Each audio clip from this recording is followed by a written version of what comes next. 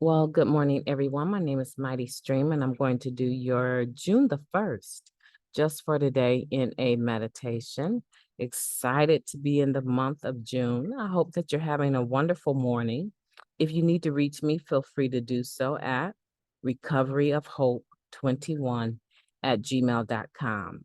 Okay, let's go ahead and get into that meditation and see what we have today. The title of the meditation is Keep Coming Back. Keep coming back. Okay.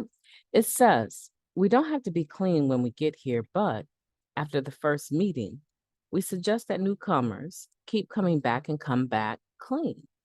We don't have to wait for an overdose or a jail sentence to get help from Narcotics Anonymous. That comes from our basic text, pages 10 through 11. Very few of us arrive in a brimming with willingness. Some of us are here because we are court ordered to attend. Some have come to save our families.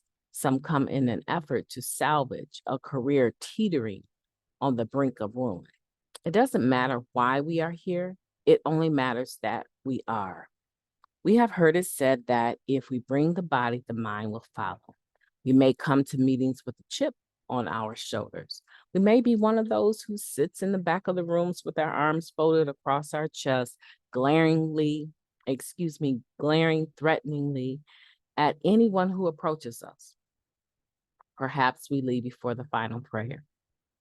But if we keep coming back, we find that our minds begin to open up.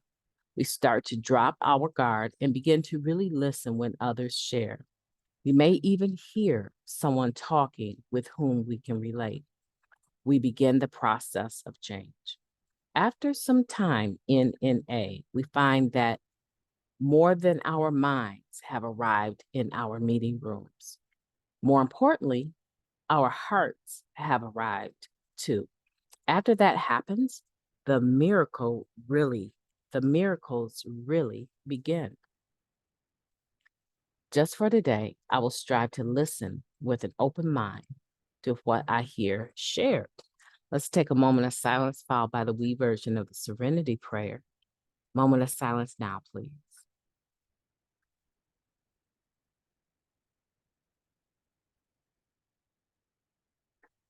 Thank you. God, grant us the serenity to accept the things that we cannot change, the courage to change the things that we can, and the wisdom to know the difference. Just for today, please, and thank you. Has your heart followed you into the room finally? I hope so.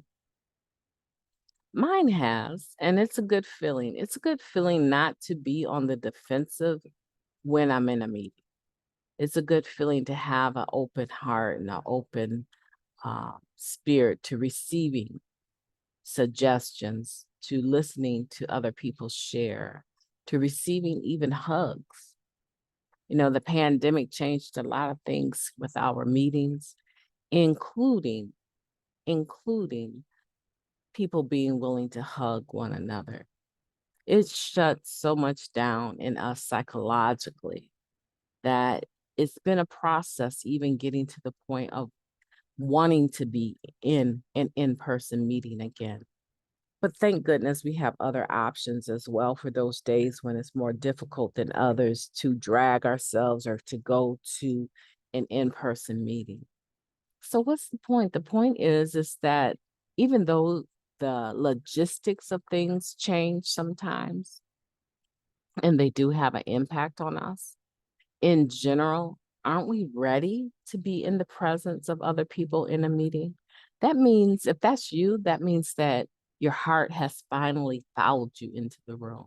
Now, will there be those lapses where mentally, emotionally, spiritually, physically, you may not even be able or willing to be present? Of course, those will happen.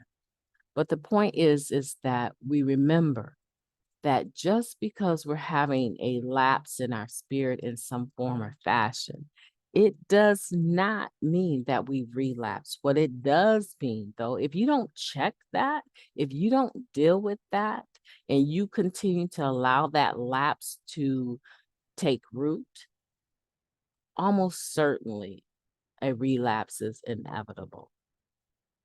We don't have to use no matter what.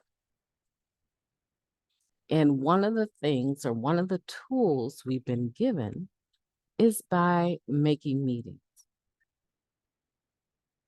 fellowshipping with other people that have similar situations, that suffer from the disease of addiction and aren't ashamed to admit it to other people just like themselves. It's like the blue hair party, right? There's a few people running around in the world that love blue hair. The rest of the world has brown or black hair, maybe white hair or gray. But for those people that love blue hair, they feel excluded, and they have their own little private club where they all meet up and talk about the best brand of blue hair dye. That's commonality. That's something that they have in common with each other and can take courage from each other, learn from each other, and say, you know what, to the day I die, I'm going to have blue hair. It's just the same thing for us. That's a funny example, but having the disease of addiction, first of all, is not a joke. So if you get here, we do suggest that you come to your first meeting, however you come. And we suggest highly that you come to your next one clean and thereafter. It's just easier that way. A lot of us have experienced not doing that, taking the lid off our active use, our disease of addiction, putting it back on, taking it off, putting it back on. And there's some of us that have taken it off and never made it back to put it back on. There's some of us that thought about taking it off and decided to leave it on, and we've left it on since the day that we've came. But the thing that brings us into the rooms is the disease of addiction. And we can relate to each other. That's our blue hair. And we can talk to each other about it. And so I just encourage you today that you allow your chips on your shoulders to fall off, your anger, your resentments with certain people. I was talking to a friend of mine, and she was just relating how an area she went to just was not receptive to her and her service dog, and how that just left a bad, bad hurt in her heart. But we've got to move on because our lives are at stake. We have to. Our lives are at stake. Everything that is important to us, we stand to lose.